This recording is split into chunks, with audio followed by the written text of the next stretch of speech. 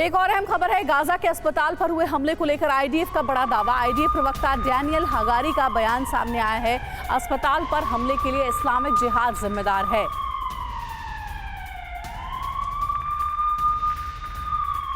I can confirm that an analysis of the IDF operational systems indicates that a barrage of rockets was fired by terrorists in Gaza, passing in close proximity to the Al Hali Al Maadi hospital in Gaza at the time it was hit. Intelligence from few sources that we have in our hands indicates that the Islamic Jihad is responsible for the failed rocket launch which hit the hospital in Gaza. I repeat, this is the responsibility of Islamic Jihad that killed innocents in the hospital in Gaza. तो वहीं अस्पताल पर हमले को लेकर Israeli media का दावा है, रॉकेट मिसफायर होने का दावा किया जा रहा है। रॉकेट मिसफायर होने का वीडियो भी जारी किया गया है। तो इजरायली मीडिया ये कह रहा है कि दरअसल हमास के हमले में रॉकेट मिसफायर हुआ और इसकी वजह से ये बड़ा हमला हुआ है अस्पताल में। तो हमास जहां इजरायल के ऊपर आरोप लगा रहा है, तो वहीं इजरायल जो है वो कह रहा है कि इस हमले के पीछे हमास है।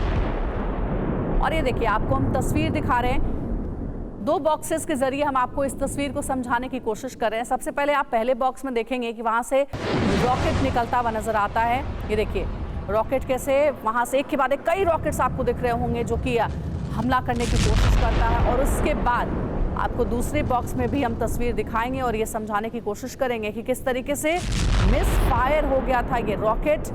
इसे जाना कहीं और था, ये पहुंच कहीं और गया और उसके बाद ये बड़ा धमाका हो गया। देखिए दूसरे बॉक्स में आपको दिखा रहे धमाके की तस्वीर।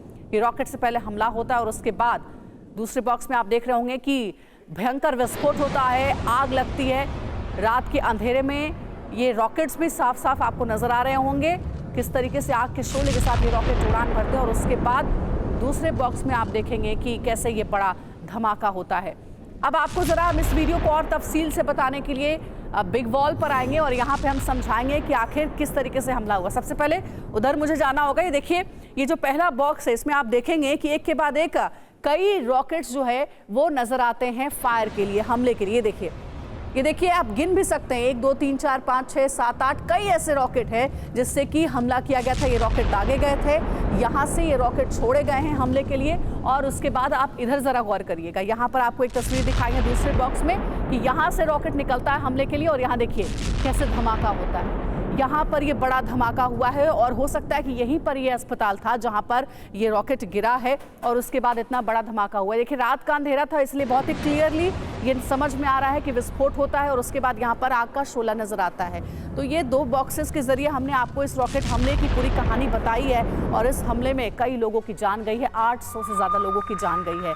एक और बड़ी अपडेट मिल रही है कि गाजा अस्पताल हमले पर नेतन्याहू का बयान सामने आया है कि हमले के लिए इस्लामिक जिहाद जिम्मेदार है।